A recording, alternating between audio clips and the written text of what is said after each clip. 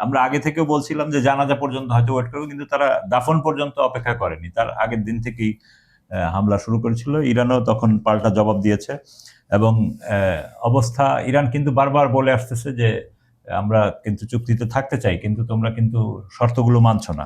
যার ফলে ওই যে ইরানের উপর যে হামলা করেছিল তার কাউন্টার হামলা হিসেবে ইরান গতকাল রাতেও কুয়েত এবং বাহরাইনের মার্কিন যে স্থাপনাগুলো লক্ষ্য করে এবং মার্কিন স্থাপনার সাথে যারা সংযুক্ত এইসব স্থাপনায় ব্যাপক হামলা করেছে। এখন আর 1, 2, 3, 4 এর কিছু নেই, এখন হলো মাইরের উপর মাইর। হ্যাঁ,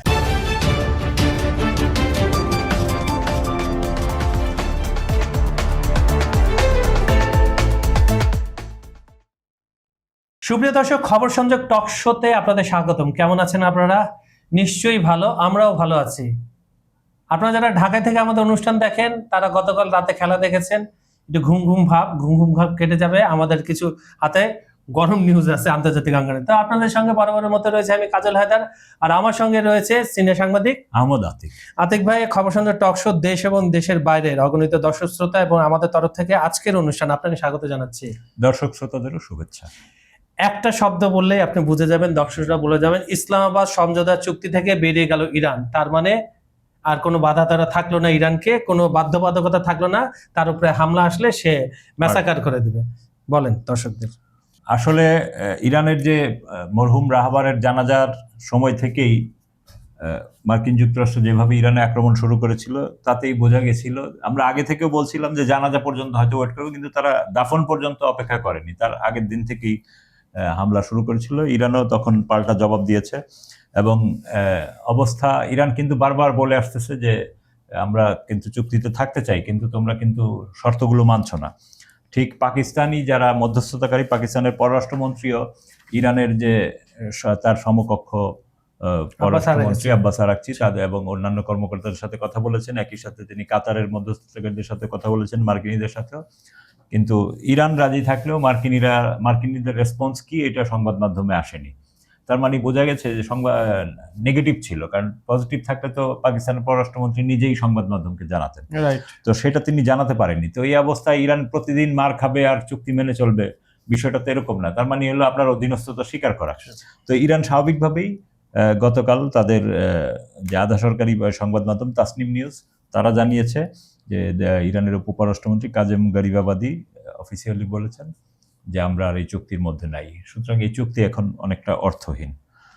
তো এর ফলে ইরান হরমুজ প্রণালীতে নিজেদের সার্বভৌমত্ব রক্ষার ক্ষেত্রে এখন সম্পূর্ণ স্বাধীন এবং তাদের উপর হামলা হলেও পাল্টা হামলা কঠিনভাবে জবাব দিবে আর কি। সোজা কথা কি, ইরানের এতদিন হাত বাঁধা ছিল একটা চুক্তির, একটা যদি আপনি ওইভাবে লায়াবিলিটি ছিল যে তুমি তো চুক্তির মধ্যে আসলে ভঙ্গ করছো, সে তো চুক্তি ভঙ্গ করছে না। এবং আপনি দেখবেন যে ইরানের যে বর্তমান রাহবার মুস্তাফা কামিনী উনিও কিন্তু বারবার বলতেছিল ইরানের সরকারকে, রাষ্ট্রযন্ত্র যারা আলোচনা করতেছে, তোমরা যে আলোচনা করতেছো আমি কিছু ঝামেলা সত্ত্বেও আমি তোমাদের এটা মেনে নিছি, কিন্তু আমি এটার পক্ষে না। কারণ তারা পক্ষে না কেন? কারণ উনি বলছেন যে এরা কখনো চুক্তি মানবে না, এরা কোনো শর্ত মেনে চলবে না, শান্তি রক্ষা করবে না, সুতরাং এদের সাথে চুক্তি করা অর্থহীন। অতীতে ব্যাড রেকর্ড আছে প্রচুর তাদের, সবসময় অতীতের ট্র্যাক রেকর্ড। তো এই অবস্থায় 14 শর্ত সম্বলিত চুক্তি এখন আর কোনো কাজে লাগবে না। যার ফলে ওই যে ইরানের উপর যে হামলা করেছিল তার কাউন্টার হামলা হিসেবে ইরান গতকাল রাতেও কুয়েত এবং বাহরাইনের মার্কিন যে স্থাপনাগুলো লক্ষ্য করে এবং মার্কিন স্থাপনার সাথে যারা সংযুক্ত এইসব স্থাপনায় ব্যাপক হামলা করেছে এবং দেশ দুইটিরা আবারও যুদ্ধের মতো ব্যাপক সাইরেন বেজেছে। যার ফলে মার্কিন ঘাঁটির কি অবস্থা সেটাও আমরা বুঝতে পারছি না। যাই হোক, তারপরে কিন্তু আমি গতকাল দেখলাম, আপনার যে চোখ এড়ায়নি নিশ্চয়ই, সামাজিক যোগাযোগ মাধ্যমে ইরানের আর্মির যে ওয়েবসাইট ওখান থেকে কিন্তু বাহরাইনে কুয়েতে যে ডেভাস্টেটিং হামলা সেটা ফুটেজ তারা প্রকাশ করেছে এবং খুবই ভয়াবহ সেটা। এবং এই হামলার মধ্যে দিয়ে বাহরাইন আর কুয়েতের লোকজন বুঝতে পেরেছে যে ইরান কি জিনিস। কিন্তু তারপরেও আপনি দেখেন একটা অদ্ভুত ব্যাপার, গত 3 দিন আগে বাহরাইন জাতিসংঘ নিরাপত্তা পরিষদের মাধ্যমে ইরানের বিরুদ্ধে একটা প্রস্তাব আনে যে ইরান সন্ত্রাসী রাষ্ট্র, এই সেই হামলা চালাচ্ছে। মার্কিনীরা হলো এটার মেইন স্পন্সর, আর কো সাপোর্টার ছিল ভারত। হ্যাঁ, কারণ ভারত হঠাৎ খেপে গেছে, তার একজন নাবিক মারা গেছে। তো নিয়ম যে মানতেছে না সেটার জন্য তো কোনো আক্ষেপ নাই, একতরফা খালি। তো স্বাভাবিকভাবেই তাদের সেই প্রস্তাবে ভেটো দিয়েছে রাশিয়া এবং চীন। কারণ তুমি হামলা করেছো, আবার তুমি আমার বিরুদ্ধে অভিযোগ। তুমি তোমার দেশ থেকে আমার উপরে হামলা করাচ্ছ কেন? তার মানে কি তুমি এটার সাথে জড়িত, তুমি হ্যাঁ, পারমিশন দিছো? ব্যাপারটা তো সেই রকমই। এর মধ্যেই ধরেন মধ্যপ্রাচ্যে ব্যাপক হামলার পর কুয়েত আর জর্ডানের কিন্তু জর্ডানের জনগণের উপলক্ষে ইরানের যে বিশেষ বাহিনী তাদের পক্ষ থেকে বলা হয়েছে যে আমরা কিন্তু আপনাদের সাথে বন্ধু বৎসল, আপনাদের সাথে আমাদের কোনো সমস্যা নেই। জি। আমাদের সমস্যা হলো সেই মার্কিন ঘাঁটিগুলোর উপর, যেই মার্কিন ঘাঁটিগুলো আপনাদের ভূখণ্ড ইউজ করে আমাদের দেশে হামলা করেছে, আমরা শুধু তাদেরকে প্রতিরোধ করেছি। হ্যাঁ, সুতরাং আপনাদের সাথে আমাদের কোনো সমস্যা নেই, এখনো নেই, আগেও ছিল না, ভবিষ্যতেও থাকবে না, কারণ আমরা এক উম্মার সদস্য। এই হলো অবস্থা আর কি। তো এইসব হামলায় তো মার্কিন পঞ্চম নৌবহর বলেন বা আরো যা কিছু বলেন সবকিছুই ধ্বংস হয়ে গেছে। এবং আজ সকালেও বাহরাইনের যে মার্কিন পঞ্চম ফ্লিটের ঘাঁটি কমান্ড অ্যান্ড কন্ট্রোল সেন্টার এবং নৌ সহায়তা ব্যবস্থাপনা কেন্দ্র, গুদাম ও জ্বালানি ট্যাঙ্কে হামলা হয়েছে আজকে সকালেও। হ্যাঁ, তো এতে এইসব স্থাপনা ক্ষতিগ্রস্ত হয়েছে এবং এগুলার ব্যবহার উপযোগী নেই আর কি। তো এই অবস্থায় ইরান যেটা চালাচ্ছে এটা কি নাসার 2 অভিযান এর চতুর্থ ধাপ, ওরকমই এই ধরনের একটা নাম তারা দিয়েছে। হ্যাঁ, এখন আর 1, 2, 3, 4 এর কিছু নেই, এখন হলো মাইরের উপর মাইর। হ্যাঁ, আর এদিকে পাগলা ট্রাম্প তো আবার যথারীতি সে ঘোষণা দিয়েছে যে হরমুজ খোলা, 20% আর টোল নিচ্ছি না, শুধু ইরানের জন্য হরমুজ বন্ধ। আর 20% টোল কেন নিচ্ছে না তিনি একটা ব্যাখ্যা দিয়েছেন। ব্যাখ্যা বলছে যে এই আরব দেশগুলো তার ওইখানে বিনিয়োগ করবে, এই শর্তে তিনি এই টোল মওকুফ করতেছেন। আচ্ছা, আমার একটা প্রশ্ন আপনার কাছে, ট্রাম্প কি আপনার বিকল্প একটা হরমুজ বানিয়ে নিয়ে আসছে আমেরিকা থেকে? না, তাহলে এইটা হরমুজিতে তাকে এইটা তার যেটা মন চায় যখন যেটা বলে আর কি। মানে এই ঘটনার মধ্যে দিয়ে কিন্তু একদম মার্কিন যুক্তরাষ্ট্রের অবস্থা নগ্নভাবে প্রকাশ পেল। তার মানে তার দেশে অর্থনৈতিক ক্রাইসিস চলছে, বিনিয়োগ নাই, এই কারণে সেই রকম নানান কাহিনী কইরা ওইদিকে ট্যাক্স আরোপ কইরা এদিকে ট্যাক্স আরোপ করে আবার উঠায় আমার দেশে বিনিয়োগ বিনিয়োগের নামে। হ্যাঁ, যদিও কোনো দেশের নাম সে প্রকাশ করেনি অফিসিয়ালি, কিন্তু বলছে যে তোমরা বিনিয়োগ করবা। তো এইটা তো কি করে সম্ভব? আবার একই দিকে ধরেন 3 মাস পরে আপনার ইসরায়েলেও নির্বাচন। হ্যাঁ, এর মধ্যে নেতানিয়াহু আবার, তারে কিন্তু ইরান এখনো হামলা করেনি, কিন্তু তার আগেই সে বলছে আমারে হামলা করলে আমি কঠোর ব্যবস্থা নেব। তার মানে কি আমাকে হামলা করো? হ্যাঁ হ্যাঁ। তো এবং একই সাথে সে কিন্তু ওই লেবানন এবং ফিলিস্তিনি এলাকাগুলোতে হামলা অব্যাহত রেখেছে, নতুন করে ফিলিস্তিনি এলাকাগুলো হামলা অব্যাহত রেখেছে, এবং এর ফলে কিন্তু সাধারণ মানুষজন আবারও খুব বাজে অবস্থার মধ্যে আছে। তো এর মধ্যে আপনার এই যে মার্কিন যে কংগ্রেস, মানে 2টা খবর বেরিয়েছে যে এইবার ট্রাম্প ইরানের বিরুদ্ধে তো আরো যুদ্ধ লাগবে, তো এই যুদ্ধ লাগলে এখন সে কংগ্রেসের অনুমতি নিয়ে যুদ্ধ শুরু করবে, যাতে পুরো মার্কিন জাতিকে, ডেমোক্রেট এবং কি রিপাবলিকান সবাইকে একসাথে নিয়ে এখন সে যুদ্ধে নামার একটা চেষ্টা শুরু করেছে। আবার একই সাথে মার্কিন যুক্তরাষ্ট্র এখন নতুন করে নিউক টেস্ট করবে বলে ঘোষণা দিয়েছে। মানে আপনি দেখেন সারা পৃথিবীর সব দেশেই কিন্তু এখন নিউক টেস্ট বন্ধ আছে। হ্যাঁ, কেউ কিন্তু এই পরমাণু বোমার বিস্ফোরণ ঘটে না, কারণ একটা পরীক্ষামূলক করলেও প্রকৃতিতে যে পরিমাণ ক্ষতি হয়, হ্যাঁ, মাটির নিচ থেকে এগুলার বিষাক্ত উপাদান বাইরে বেরিয়ে আসে। আর আপনার সাগরে করলে তো সাগরের অবস্থা খুব খারাপ হয়ে যায়। হ্যাঁ, এবার বায়ুমণ্ডল এটার খুব নেগেটিভ ইম্প্যাক্ট পড়ে। এবং আপনি দেখতেছেন যে জলবায়ু পরিবর্তন হয়ে ইউরোপের ইতিহাসে এইরকম গরম তারা কখনো করেনি, এবং এই গরমে তাদের দেশে অনেক লোক মারা যাচ্ছে। হ্যাঁ, তো এরই মাঝে তারা এই নতুন নিউক টেস্টের ঘোষণা দিয়েছে। এর মূল টার্গেট আসলে রাশিয়া না, এর মূল টার্গেট হলো চায়না। কারণ চীনের যে পরিমাণ নিউক আছে, মার্কিনিরা ভয় পাচ্ছে যে, আর মার্কিনিরা এই অভিযোগ করেছে ট্রাম্পের পক্ষ থেকে তার অফিসগুলো, যে চাইনিজরা এবং রাশিয়ানরা টেস্ট করেছে। আসলে কিন্তু চাইনিজরা বা রাশিয়ানরা কোনো টেস্ট করেনি।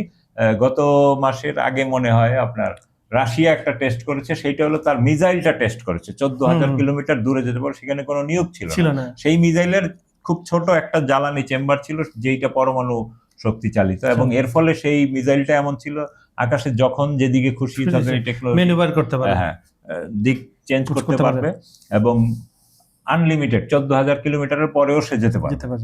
তো এইটাই হলো আমেরিকানদের ভয়ের কারণ। আর একই মধ্যে চাইনিজরাও এই ধরনের নানান ধরনের মিসাইল টেকনোলজি টেস্ট করতেছে, নট নিউক। হ্যাঁ, তো তারা নিউক ওয়ারহেড বহন করতে পারে, ওয়ারহেড বহন করতে পারে। নিউক ওয়ারহেড বহন করা তো আমাদের বাংলাদেশের যে 150 কিলোমিটারের মিসাইল আছে ওইটাও মাথায় লাগাই দিলেই হয়। হ্যাঁ, খালি ওইটার উপযোগী করে ওই জিনিসটা অ্যাডজাস্ট করতে পারলেই হলো।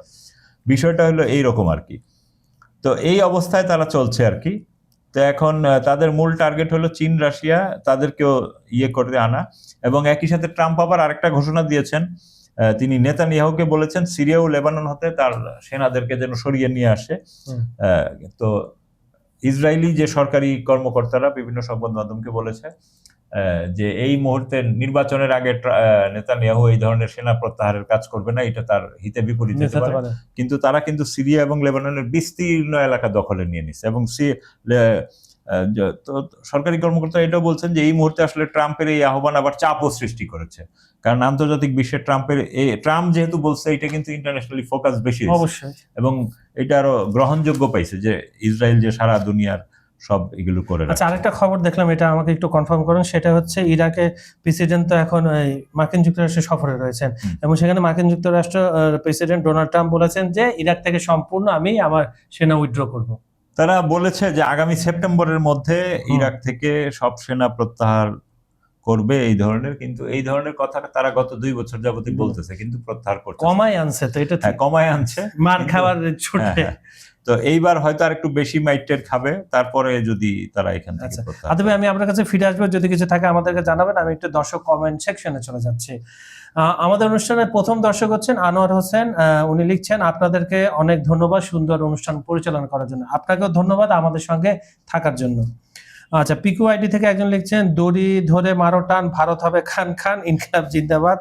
গতকাল আমরা ভারতের একটা অনুষ্ঠান করেছিলাম, ভারত বাংলাদেশ চীন নিয়ে, সেটার পরে ধন্যবাদ আপনাকে। আর আমাদের সঙ্গে থাকবেন, আমাদের ভিডিওগুলো লাইক কমেন্ট শেয়ার করবেন। রাফসা ইসলাম লিখছেন, অত্যন্ত গঠনমূলক আলোচনা, অভিনন্দন কর্নেল জামান সাহেবকে, আমাদের গেস্ট ছিলেন, আমি ওনার কাছে ধন্যবাদ পৌঁছাই দেবো। ধন্যবাদ আপনাকে। আচ্ছা, গেমিং বয় বিটি থেকে লিখছে, অনেক সুন্দর আলোচনা, আপনাকে ধন্যবাদ। আমাদের ভিডিওগুলো সম্পূর্ণ দেখে লাইক কমেন্ট শেয়ার করবেন। আল মামুন লিখছেন, ভারত বাংলাদেশের প্রধান শত্রু, যে যত ভারত বিদ্বেষী সে তত দেশপ্রেমিক, তারেক রহমান জিন্দাবাদ। ধন্যবাদ আপনাকে। আদিক ভাই, কিছু আছে আপনার কাছে? এইটা যেমন আপনার একটা খেয়াল করবেন যে ইসরায়েলি বিভিন্ন মিডিয়ায় ইরানের সাবেক প্রেসিডেন্ট আহমেদিনেজাদকে নিয়ে নিউজ হয়েছে। পশ্চিমা মিডিয়ায় বলছে যে আহমেদিনেজাদ ইসরায়েলের দালাল, ক্ষমতায় আসার জন্য মোসাদের সাথে সে নানান মিটিং করেছে। তো এটা কিন্তু আমরা তার আগের দিনই বলেছিলাম যে এগুলা আমাদের দেশের পত্রপত্রিকায়, মানে আমাদের এই যে বাংলাদেশের মানুষের ব্রেনের মাত্রা যে কত নিচু, এটাই হলো তার প্রমাণ। অ্যাসেসমেন্টই করতে পারে না যে একটা গোয়েন্দা সংস্থা কখনোই তার যে এজেন্ট বা তার লোককে কোনোদিন ফোকাস করবে না। আর এটা কি ইরানের কোন সংবাদ মাধ্যমে লিখেছে ইসরায়েলের গোয়েন্দা সংস্থা এবং মার্কিনীদের পাশ্চাত্য যে মিডিয়া। তার মানে কি? তার মানে হলো এই লোকটার দেশপ্রেম আরো নিখুঁত কনফার্ম হলো। এবং আহমেদিনেজাদকে আমরা ইমাম খামেনির যে স্মরণ সভা, সেইটার মধ্যে প্রথম অতিথিদের প্রথম কাতারেই তাকে রাখা হয়েছিল, আলোচকদের।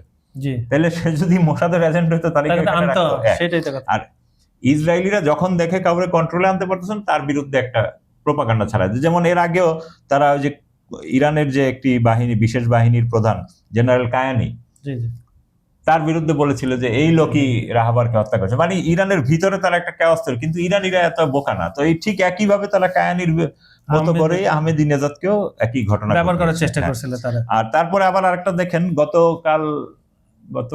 গতকালই পাকিস্তানের যে আসিফ মনির ফিল্ড মার্শাল, উনি টার্কি গিয়েছেন এবং আঙ্কারা এয়ারপোর্টেই সেইখানে এরদোগান, তার গোয়েন্দা মন্ত্রী, 3 বাহিনীর প্রধান, তার পররাষ্ট্রমন্ত্রী সবার সাথে ওই এয়ারপোর্টেই বিশেষ মিটিং করছেন। কারণ হলো একদিকে তার সফরটাও গুরুত্বপূর্ণ, টার্কির সাথে তাদের অনেক সামরিক, অর্থনৈতিক নানান ধরনের লেনদেন আছে এবং আমেরিকার সাথে স্ট্র্যাটেজিক নানান ধরনের বিষয়ে তারা যুক্ত। আবার একই সাথে মূলত আর্মি টু আর্মি ডেভেলপমেন্ট করার জন্য উনি গিয়েছেন। আর 2 হলো এরদোগান যাচ্ছিলেন তখন এয়ারপোর্ট থেকে কাতারের আমিরের জানাজায়। মজার ব্যাপার হলো এই এরদোগান কিন্তু তার খুবই ঘনিষ্ঠ মিত্র, তুরস্কের রাষ্ট্র হিসেবে ঘনিষ্ঠ ইরানের রাহাবারের জানাজায় আসতে পারেন বা শ্রদ্ধা জানাইতে আসতে পারেন। উনি কাতারের আমিরের যাচ্ছেন, যেটা নাম কাস্ত। এবং এই যে সব মার্কিন পাপেট গুলা দেখেন একসাথে, কাতারের আমির, পাকিস্তানের ফিল্ড মার্শাল এবং ভদ্রলোক, সবই কিন্তু তারা মার্কিন ঘনিষ্ঠ। এবং এই কারণে তাদের কার্যক্রমটা কিন্তু একটু অন্য ধরনের। মানে তারা হয়তো দেশপ্রেমিক এবং মুসলিম প্রেমিকও, কিন্তু আমেরিকার থেকে বের হতে পারে পরে তারা বুঝতে পারতেছে না ঠিক তাদের পলিসিটা কি ধরনের হবে। তারা একই সাথে মার্কিনীদের সাথেও থাকতে চায়, আবার ইরানের সাথেও থাকতে চায়। এই হলো মুশকিল আর কি। তারপরে আপনার আরেকটা জিনিস খেয়াল করবেন, সৌদি আরব কিন্তু ইরান থেকে ইয়েমেনে একটি বিমান, জি। মাহানিয়ারের একটি বিমান গিয়েছে, সেটা সানা এয়ারপোর্টে অবতরণ করতে পারেনি। ওই বিমান আসার আগেই ওই বিমানবন্দরে বোম্বিং করেছে সৌদি আরব। এর ফলে এটি পাশের আরেকটি বিমানবন্দরে অবতরণ করেছে এবং নিরাপদে ইরানে ফিরে গেছে। তো এর মাধ্যমে কিন্তু যুদ্ধটা আরেকটা নতুন ধাপে প্রবেশ করলো এবং ইয়েমেন বলে দিছে যে আমরাও এখন সৌদি আরবের আকাশ সীমা পরিহার করার জন্য পৃথিবীর সকল বিমান সংস্থাকে বলে দিচ্ছি, তোমরা যদি বিমান ধ্বংস হয় সেটা কিন্তু আমরা দায় নেব না। গতকাল তো অ্যাটাক করছে। হ্যাঁ, তারাও অ্যাটাক করছে, এখন তারাও পাল্টা। তার মানে এই জায়গায় যে বিরতি চলতেছিল 3-4 বছর যাবত, এই বিরতিটা কিন্তু শেষ হয়ে গেল সৌদি আরব আর তার মানে নতুন একটা ফ্রন্ট এবং নতুন একটা ফ্রন্ট। এবং এগুলোর মাধ্যমে মার্কিনীরা যদি আরো বেশি বাড়াবাড়ি করে, সৌদিরা বেশি বাড়াবাড়ি করে, তাহলে কিন্তু আপনি শুধু বিশ্ব বাণিজ্যের আপনি একটা বাবাল মানদেব না, হরমুজ না, বাবাল মানদেব যোগ হবে এবং সেই সাথে বাবাল মানদেব যখন অ্যাক্টিভ হয়ে যাবে, মানে ওদের জাহাজ চলাচল করতে পারবে না, তখন কিন্তু সুয়েজ খালও কোনো কাজে লাগবে না। কারণ সুয়েজ দিয়ে ইউরোপিয়ান বা আফ্রিকান আমেরিকান জাহাজগুলো তো ঢুকে ওই দিক দিয়ে বাবাল মানদেব দিয়ে নামতে, তো বাবাল মানদেবে যদি সে লক হয়ে যায় তাহলে লাভ হবে না তখন। হ্যাঁ, তার মানে বিশ্ব বাণিজ্যে আপনি এতদিন জ্বালানি সংকট দেখতেছিলেন ইরানের ওখানে 20%, তো এটা কিন্তু বেড়ে এখন আরো বাবাল মানদেব যদি আরো 11 বা 12% হয়, তারপরে সুয়েজ যোগ হয়, তাহলে কিন্তু বিশ্ব বাণিজ্যের জন্য একটা ভয়াবহ অবস্থা সামনে। সেটা আমরা কামনা করছি না আতিক ভাই, কিন্তু কামনা আমরা করি আর না করি, ঘটনা ওইদিকে যাচ্ছে। ধন্যবাদ আতিক ভাই, আজকে সবগুলো বিষয় আপনি খুব সুন্দরভাবে আমাদের সামনে উপস্থাপন করেছেন। আশা করছি দর্শকরা বুঝতে পেরেছেন। সুপ্রিয় দর্শক, আমাদের ভিডিওগুলো সম্পূর্ণ দেখে লাইক, কমেন্ট, শেয়ার করবেন। পৃথিবীর কোন প্রান্ত থেকে আমাদের অনুষ্ঠানগুলো আপনারা উপভোগ করছেন সেটাও লিখে পাঠান আপনার নাম সহ কমেন্ট সেকশনে। আন্তর্জাতিক যে কোনো বিষয় আপনারা যদি জানতে চান আমাদেরকে একটু লিখে জানান কমেন্ট সেকশনে বা আমাদেরকে মেইল করেন, আমরা সেই বিষয়ে আলাপ আলোচনা করব। বিজ্ঞাপন ও প্রমোশনের জন্য ডেসক্রিপশনে কিছু নাম্বার দেওয়া আছে, সেখানে আপনারা যোগাযোগ করতে পারেন। এই বলে আজকের মতো অনুষ্ঠানটা এখানে শেষ করছি। আগামীকাল আবার দেখা হবে একই সময় একই চ্যানেলে। ততক্ষণ পর্যন্ত সবাই ভালো থাকবেন, সুস্থ থাকবেন। আল্লাহ হাফেজ।